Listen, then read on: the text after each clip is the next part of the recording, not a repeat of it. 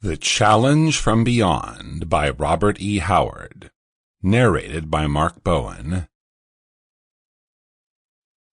In 1935, the editor of Fantasy magazine asked 5 prominent science fiction writers and 5 prominent fantasy writers to write 2 round-robin stories, both called The Challenge from Beyond. The authors of the fantasy version were C. L. Moore, A. Merritt, H. P. Lovecraft, Robert E. Howard, and Frank Belknap Long. The science fiction version was written by Stanley G. Weinbaum, Donald Wandrei, Edward E. E. Doc Smith, Harl Vincent, and Murray Leinster. In the following text, the name of the author of each section of the story is given in brackets. C. L. Moore. George Campbell opened sleep-fogged eyes upon darkness and lay gazing out of the tent flap upon the pale August night for some minutes before he roused enough even to wonder what had wakened him. There was in the keen, clear air of these Canadian woods a soporific as potent as any drug.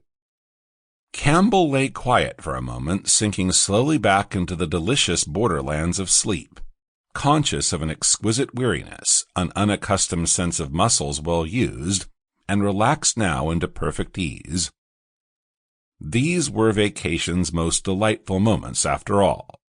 Rest after toil, in the clear, sweet forest night.